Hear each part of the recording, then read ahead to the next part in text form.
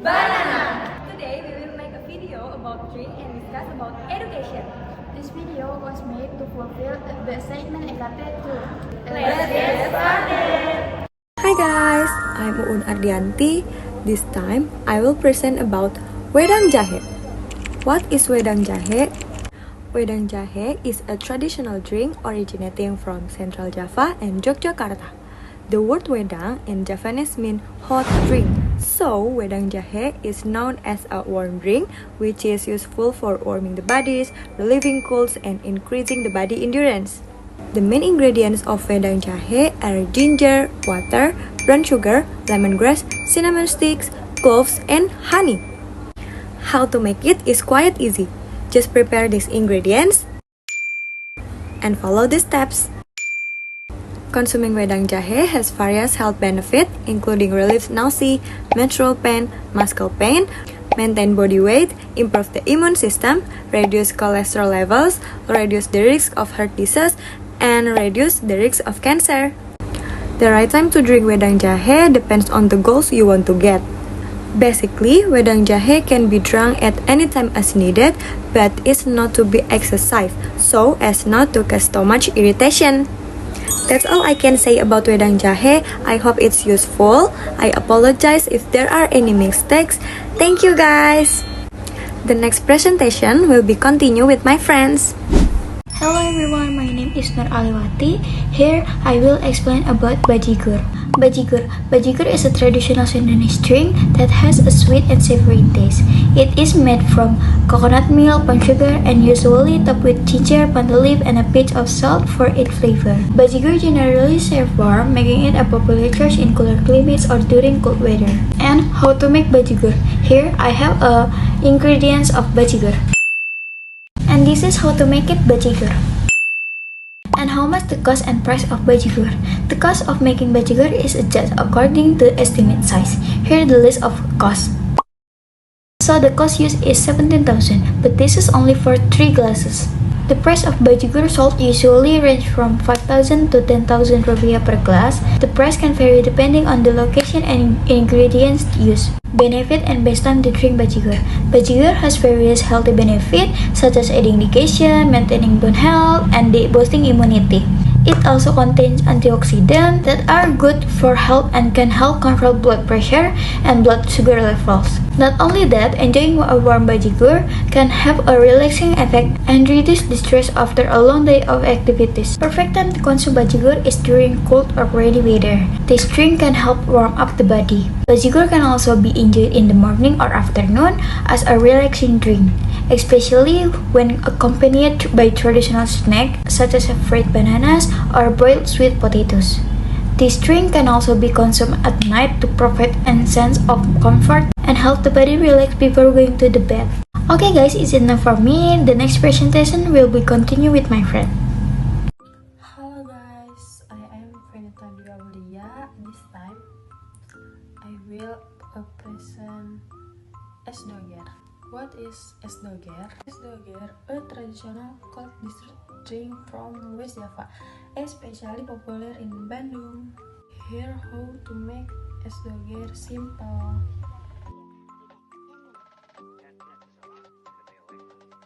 When is the right time to enjoy es doger? 1. During the afternoon. Es doger is refreshing and perfect for cooling down on a hot day. 2. When breaking the fast iftar. Es doger is a popular choice during Ramadan as a sweet and refreshing. Hello everyone, my name is Mutiara Manda. Today I want to introduce a traditional Indonesian drink called bandrek. Bandrek comes from West Java. Semuanya, nama aku Mutiara Manda. Hari ini aku mau kenalin sama kalian minuman tradisional Indonesia namanya bandrek. Nah, bandrek ini asalnya dari Jawa Barat. Bandrek has a sweet and spicy taste because it's made from ginger and spices. To make bandrek, first boil water, then add crushed ginger, lemongrass, pandan leaves, cinnamon, cloves, black pepper, palm sugar, and a little salt. Boil it for a few minutes until it smells nice. Then strain and serve hot. Jadi bandrek itu punya rasa manis dan pedas. Nah, karena bandrek terbuat dari jahe dan rempah-rempah. Hal pertama dalam membuat bandrek, kita rebus air, lalu masukkan jahe geprek, daun pandan, kayu manis, cengkeh, lada hitam, gula merah, dan sedikit garam. Rebus selama beberapa menit sampai harum, lalu saring dan sajikan hangat. The price of bandrek is also affordable. It usually starts from around 10,000 rupiah per cup. Jadi harga bandrek itu sangat terjangkau ya teman-teman. Biasanya mulai dari sekitar 10.000 rupiah per gelas. Bandrek is not only delicious but also healthy. It can help relieve cold symptoms from the body and boost energy. The best time to drink bandrek is at night or when the weather is cold and rainy.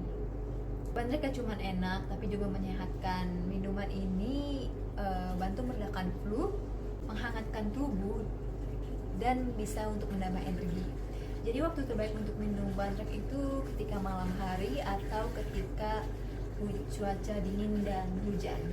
Guys, thank you for watching. I hope you can try making bandrek at home. It's simple and very delicious. Hi everyone, my name is Ais Maulana, and now I'm presenting about STMJ. What is STMJ?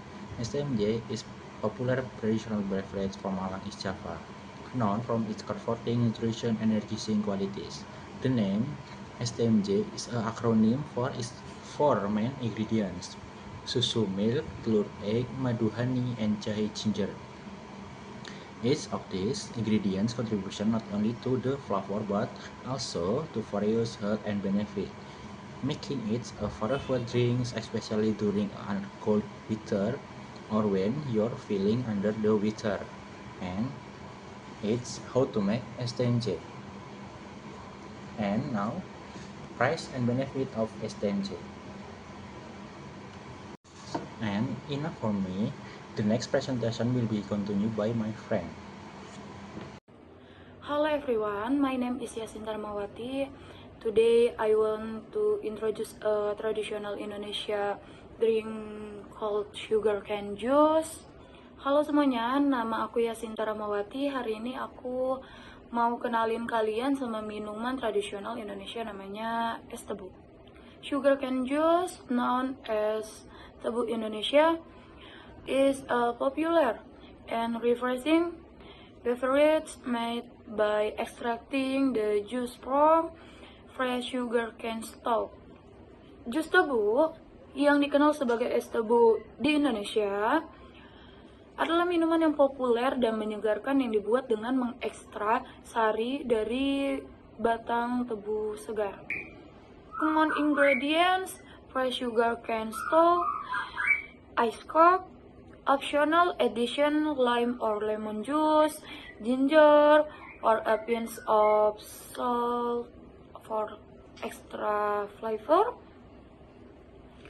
Bahan umumnya: batang tebu segar, es batu, tambahan opsional air jeruk nipis atau lemon, jahe, atau sejumput garam untuk menambahkan rasa. How to make sugarcane juice? Wash the fresh sugarcane stalk, extract the juice using a sugarcane juice, strain the juice if needed, serve with ice cup, optional add lime juice, ginger, or a pinch of salt, extra flavor. Cara membuat es tebu: cuci batang tebu segar, peras sari tebu menggunakan mesin pemeras tebu, saring sari tebu jika diperlukan, sajikan dengan es batu, opsional tambahkan air jeruk nipis, jahe, atau sejumput garam untuk menambahkan rasa. Es tebu is usually sold for around Rp 5,000. Some benefits of sugarcane juice: it is very good for preventing dehydration during hot weather. It contains compounds the support digestive health. Es tebu biasanya dijual dengan harga 5.000. Beberapa manfaat es tebu sangat bagus untuk mencegah dehidrasi saat cuaca panas, mendukung senyawa yang mendukung kesehatan pencernaan. Hi guys! This time we will discuss about education. First, let me introduce ourselves. My name is Un Ardianti and my friends. My name is Nur Aliawati. To save time, let's start it. Hi Uun. Hi Alia. What we will discuss in discussion? In this discussion, we will discuss about education. What will be discussed about education? Are there any problems in education in Indonesia? Yes, of course, there are many problems in education in Indonesia. One of them is the dependence of students on technology without productive use. Especially, why is this topic interesting to discuss? Because in today's digital era, many students are certainly familiar with technology such as smartphone and the internet. However, it is not utilized properly, more often used as entertainment such as social media and games compared to learning activities and self-development. This creates a big challenge, of course, in the world of education. Yes, that's right. Even from children to adults. So, what causes it? Of course, there are many causes of this problem. Here I will mention 3 causes of this problem.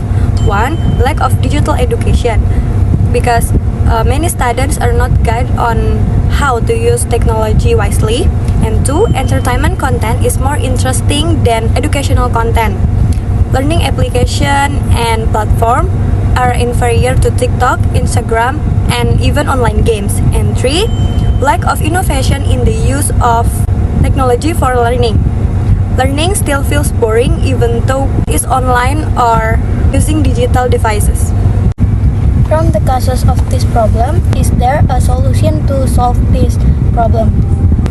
Possible solution to minimize this problem include 1. Utilizing social media for education. Maybe teachers and educational institutions can create interesting educational content on popular platform to get closer to students. 2. Integrating technology into creative learning. Use educational games, interactive videos, or mission-based or project-based learning application to get students more interested. And 3.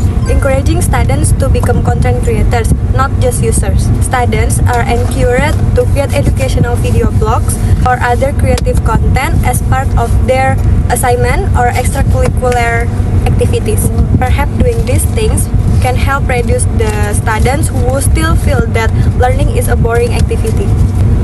Okay, Auntie, good solution.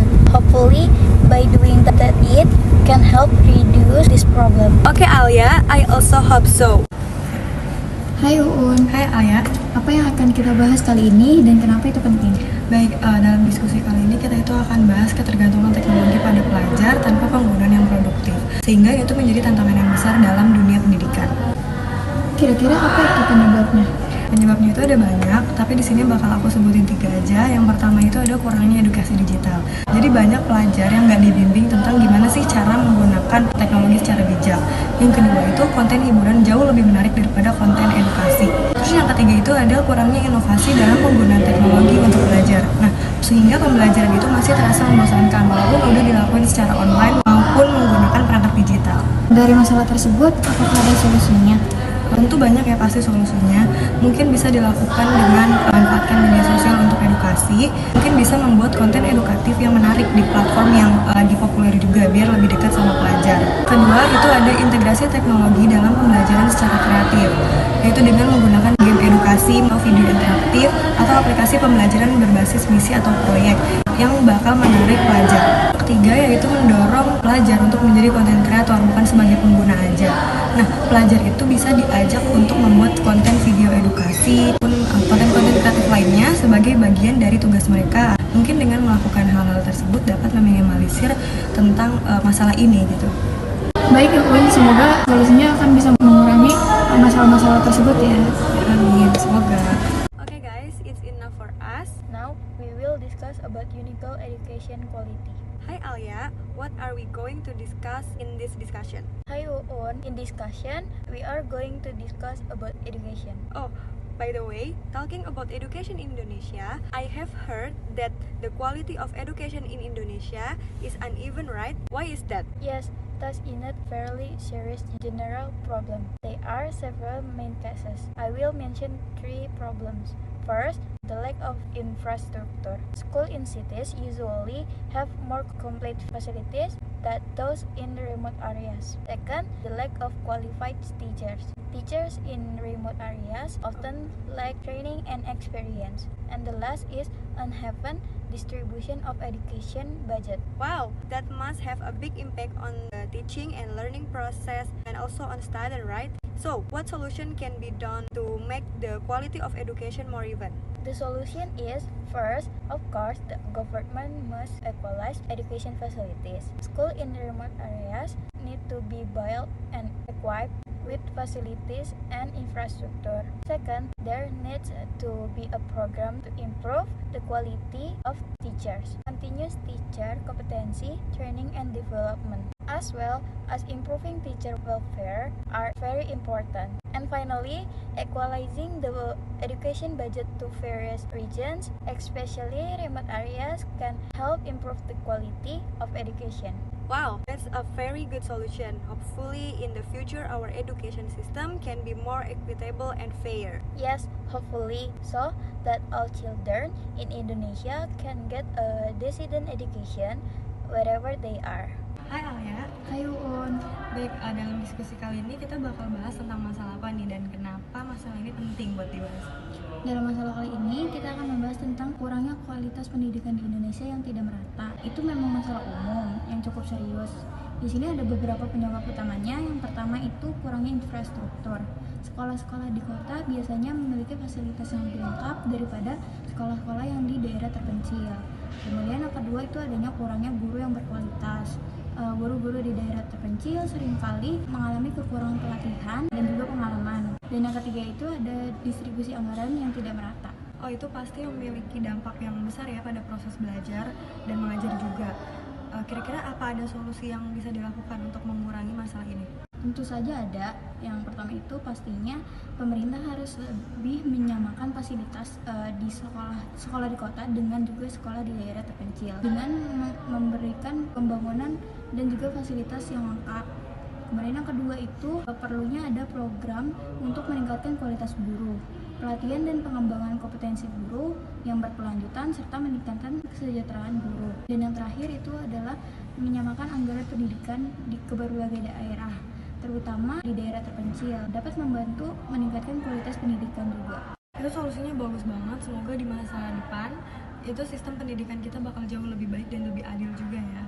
Ya, semoga agar semua anak di Indonesia bisa mendapatkan pendidikan yang lebih layak dimanapun mereka berada. Okay guys, it's enough for us. Thank you. And sorry if there are any mistakes. Bye! Hi everyone, my name is Vanita Gaulia and this is my friend. Hi, my name is Mutiara Manda. We're here to talk about some problems in Indonesia education system. Vanita, what topic will we discuss today? We'll talk about the high cost of education in Indonesia. Why is that important? Because many students can continue school due to high fees, especially those from poor families. What makes education so expensive? First, school and modern facilities. Second, teacher salaries are high. Third, daily operational costs like electricity and maintenance. I see. Any solution? Yes, one, more government scholarship to improve public school quality, and 3, ensure transparent budgeting. Great. Hopefully this helps more students go to school. Yes, education should be for all. Mutia, what topic are we going to discuss today? Today we're going to talk about the limited access to education in remote areas of Indonesia. Why is this topic important? Because many children still struggle to get a proper education due to the location of where they live. What caused this issue? First, remote areas often lack schools and transportation. Second, there are few qualified teachers willing to work there. Third, many families can afford school fees. What are some solutions? The government needs to build more schools, offer incentive for teachers, and provide scholarship or free education programs.